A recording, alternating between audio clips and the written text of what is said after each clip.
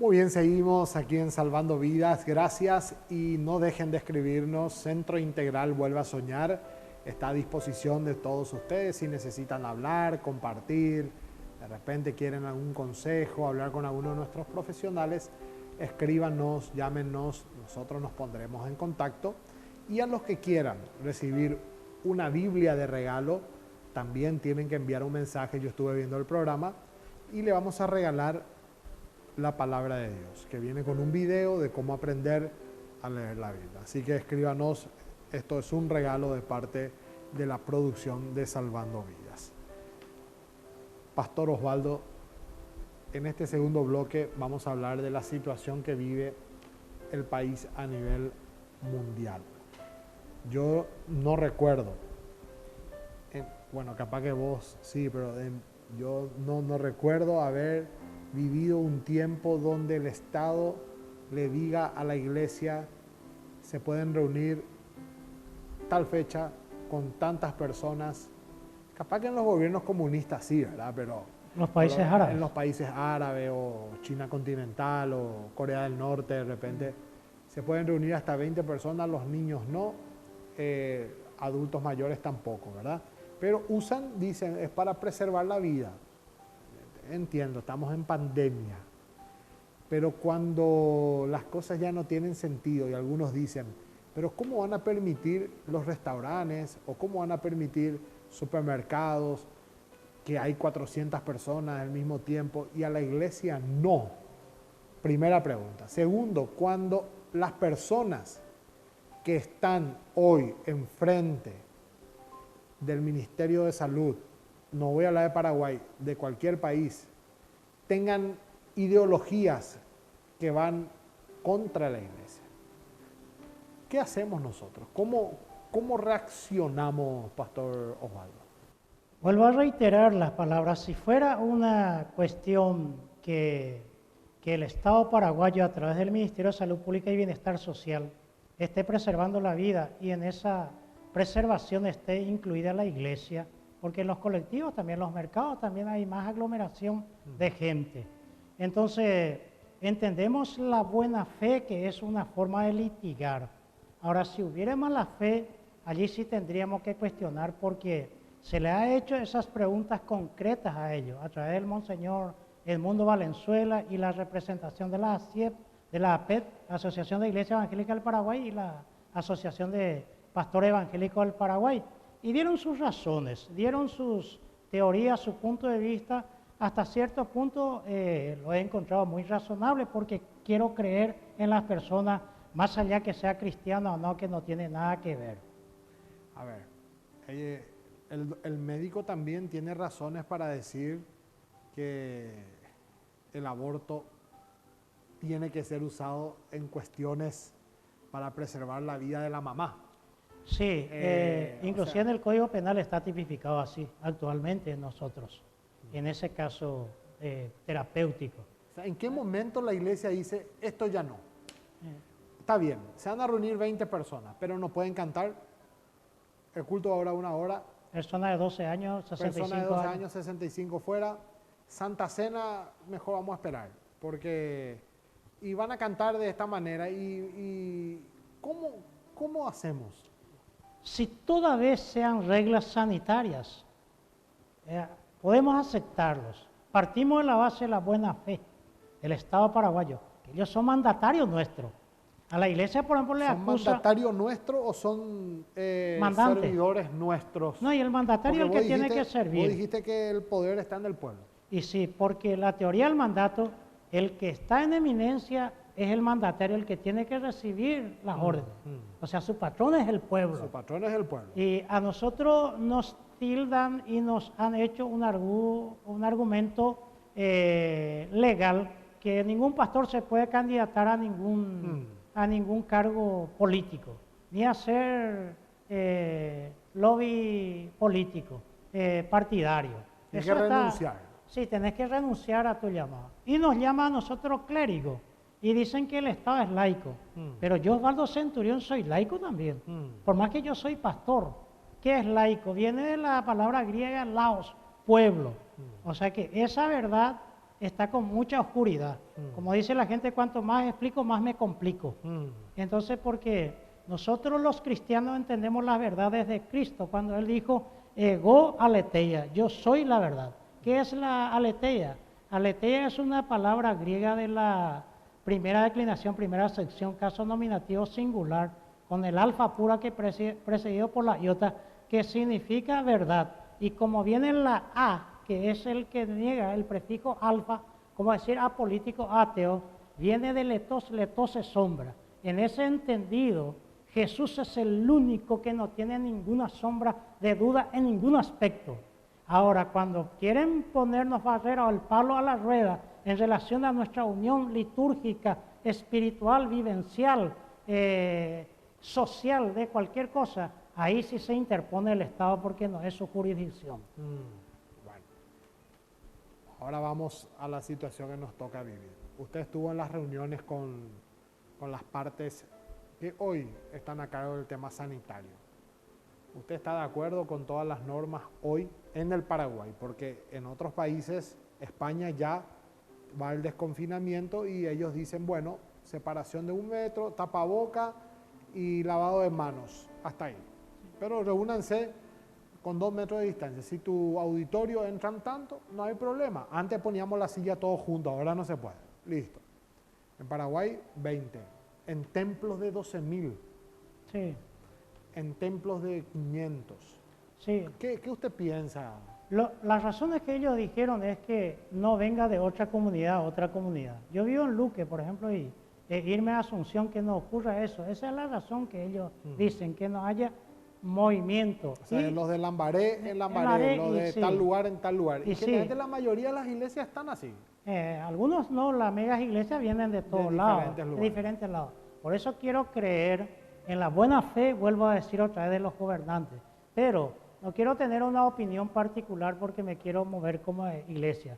La institución llamada ACIET y APET aquí del Paraguay, ellos han hecho pedidos formales con protocolo que se les trajo de España, de Estados Unidos y de Centroamérica, y se le ha dado a ellos, como también la Iglesia Católica, que pelea para que haya más gente, porque creemos razonable esa posición de tener más gente, porque el culto en sí no significa una distracción o una diversión, es el centro de nuestras vidas, adorar a Dios, a pesar de que Jesús en San Juan 17:3 dice que Él vino y adoró a Dios y le glorificó. No es el hecho de cantar ni la liturgia, sino que allí nos preparamos para adorar en todas las esferas de la vida al Dios de la vida. Y en las fases que presentaron desde parte del Ministerio de Salud, ni estaba la iglesia en los comienzos. Lastimosamente nos han olvidado, ¿verdad? Y esa es la parte que se les reclama, que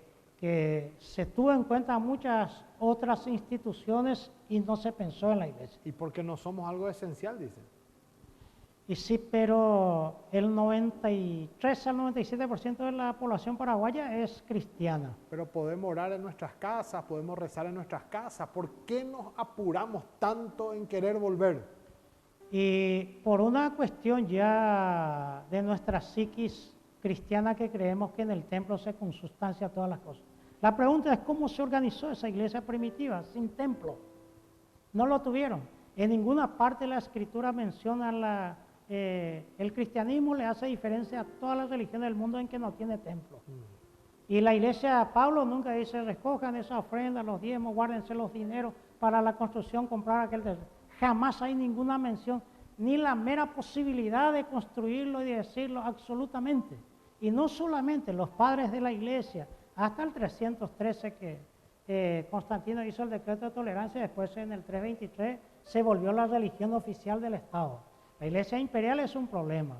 Por eso hoy la discusión mucho Estado-iglesia, porque hoy la separación, pero los masones se abrogan que ellos fueron los que consiguieron eso. Entonces ahí tenemos otro problema gravísimo, porque yo estuve en una conferencia internacional en Lima, Perú, donde antiguamente el Estado y la Iglesia Católica estaban unidas por causa de la no sé cuál término usar, porque antes cuando yo entraba a la escuela decían la conquista de América, después del descubrimiento de América, ahora encuentro dos mundos. Pero ayer Griffith habló del genocidio paraguayo y no solamente los españoles con los nativos y todas esas cosas. Yo estoy pensando, cuando yo hablo de por qué la iglesia tiene que reunirse en su auditorio, yo la otra vez le contesté a unos medios de prensa, ¿por qué entonces me voy a comer en un restaurante si mi esposa cocina más rico que el chef? Claro. Pero en realidad uno no va por la comida, va por el momento, va por el lugar. El deporte. ¿Por qué te vas a la cancha si tenés televisión, plasma, O música, poder- repetición, cámara? O podés jugar en tu casa también. Sí, por eso. Ahora, solamente el que experimentó lo que es estar en un templo y adorar al Señor, claro que lo podemos hacer en todos lados, Sí. está autorizado para decir si volvemos ya, urgente, o no volvemos. Pero el que nunca experimentó no puede opinar, ¿verdad? Claro. Aristóteles dice, el ser humano es un ser social, o si no sería Dios o algún animal. Y nosotros, lógico que el teléfono, el WhatsApp, todas esas cosas nos ayudan, pero no es igual que estar juntos y Totalmente, compartir, porque el totalmente. ser humano necesita. Necesita. Una criatura abandonada muere rápidamente, Totalmente. pero cuando es abrazada, como decía Teresa de Calcuta, cuando todavía no era monja y Cierto. visitó la India y dijo, se está muriendo en la basura, y le dijeron, no se puede hacer nada. Entonces ella dijo, pero por lo menos un abrazo podemos darle a esa criatura antes de morir, por lo menos un 5 minutos, que sienta el amor y el cariño de alguien. Pero esos 5 minutos, esos niños vivían 3, 4 días. Totalmente. Entonces el ser humano es un ser social, Totalmente. necesita del otro. Pastor Osvaldo, se comprueba, voy a poner como ejemplo, se comprueba que las decisiones ya son intencionales. ¿Qué hacemos como iglesia? Cuando te dicen, se van a quedar con 20 personas hasta fin de año, pero el resto puede haber partido de fútbol, o dice, se van a reunir hasta el 30%, pero no pueden cantar, no pueden hacer esto, no pueden hacer lo otro. Cuando ya se meten y la lógica sanitaria ya no tiene sentido, Claro. ¿qué vamos a hacer? Ya. ¿Qué tenemos que hacer como iglesia? Y la voz profética, denunciar el pecado. Romanos 13 dice que hay que orar por los que están en eminencia. Apocalipsis 13 dice que si el Estado se vende al diablo hay que resistirlo. Que la gran Babilonia caiga ese Estado. Por eso Miqueas dice, el rey es un corrupto y tiene mucha palata. Por eso contrató falsos profetas para que le digan lo que quiere. Por 12 pecados cayó Israel y por 12 pecados va a caer Judá porque comete los mismos pecados. Entonces el sumo sacerdote es peor que el rey. Ambos tienen el efecto del dinero y entonces contrata falsos profetas para decirle lo que quiere. Mas Miqueas dice, yo estoy lleno del Espíritu de Jehová para denunciar a Israel su pecado. Entonces hay que atacar cuando el Estado viene e interviene, porque el Estado intervencionista es un grave problema. Cuando cercena nuestra libertad, nuestra vida y nuestra propiedad privada, hay que resistirlo, hay que demandarlo, hay que denunciarlo. Y hoy si vos haces eso, te vienen y te imputan al revés. Y que nos impute, pero por una justa causa. Porque como dice Pedro y Juan, varones hermanos, juzgad vosotros, ¿a quién obedecer? A Dios o a los hombres. Porque si yo hago eso, no me estoy poniendo contra el gobierno, me estoy poniendo en contra de una mala administración, de una mala praxis, de una antinomia que se superó hace mucho tiempo y los cuales quieren volver como los países totalitarios. La iglesia es parte de la solución y no del problema. Indudablemente, sin la iglesia el mundo no puede sobrevivir. Y en el Paraguay mucho ha hecho la iglesia, ¿eh? En Paraguay ha hecho mucho la iglesia y lo continuará haciendo. Y la iglesia ha pasado barreras culturales, barreras de pandemia, barreras de lengua, y nada lo ha sostenido. Tengo que conocer un poco de historia también, no un poco, bastante. Nuestros reformadores, Martín Lutero, Juan Calvino, han pasado pandemias. ¿Cómo fue el actuar de ellos? Ya para cerrar. Sí, para cerrar, la reforma no solamente fue espiritual, fue intelectual, fue económica. Allí los señores feudales se acabaron, porque antes vos podías ser feudal y esclavo. Si naciste esclavo, ya morís esclavo. Pero por la influencia de la reforma protestante apareció una clase media en donde se crea el comercio. Es decir, yo por mi propia cuenta puedo enriquecerme. La famosa teoría de Adam Smith del teorema de la mano invisible de la riqueza de las naciones, que yo queriendo hacer dulce de guayaba, procuro ganar para mi familia un buen dinero, pero acaba afectando a 50 porque uno me va a traer el poste para cargar mi dulce, la materia prima, la propaganda, el flete, el supermercado. Un montón de gente se beneficia por algo que yo estoy haciendo. Y ese es el capitalismo, una mejor oportunidad que poner en manos del Estado, como toma joven el gran Leviatán, que el péndulo viene entre la anarquía y el despotismo, que es la historia del Paraguay con sus constituciones. Entonces, la oportunidad se tiene que dar. Y la iglesia, ustedes pueden, yo puedo decir que a alguien le puedo decir que me traiga aquí sistemas filosóficos, sociológicos o psicológicos que le hayan hecho bien a la gente. Y por cada uno que me traiga, yo le voy a traer 10 de la iglesia, que por el nombre de Jesucristo han cambiado su vida, su historia, su economía y su familia, toda restaurada. Para despedir, ¿qué le dice usted a los gobernantes que en este momento están hoy liderando no solo Paraguay, a nivel mundial con respecto a la iglesia? Con respecto a la iglesia, que solamente nos dé a nosotros nuestro lugar, que nosotros no somos enemigos del Estado, toda vez que no atente contra nuestra fe, que al contrario oremos para los que están en eminencia, que Dios le dé la sabiduría a los altos, porque administrar un país, un Estado no es tarea fácil, pero nuestras oraciones a su favor y también la invitación que tengan presente a Cristo, que es el creador del cielo y de la tierra y del universo, y que conoce del orden, del cosmos, y en donde puede cambiar totalmente la vida y el estado de un país. Gracias. Que todo país que se volvió hacia el cristianismo, mejoraron su economía, su sociología, mejoraron todos. Gracias, Pastor Osvaldo. A usted. Nos tenemos que ir. La iglesia es parte de la solución. Siempre yo pongo como fundamento la palabra, puede cambiar un país, una nación. Y la iglesia ha hecho mucho, sin mucha publicidad. Y me quiero despedir con esto.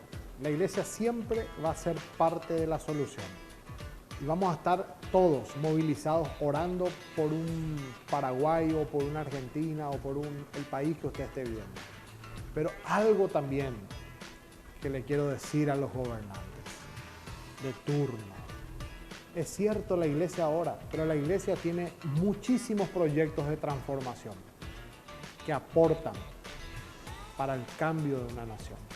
Pero al final, la iglesia y sus líderes le están observando. Le estamos observando. Con eso cierro. Gracias. Hasta luego. Chao.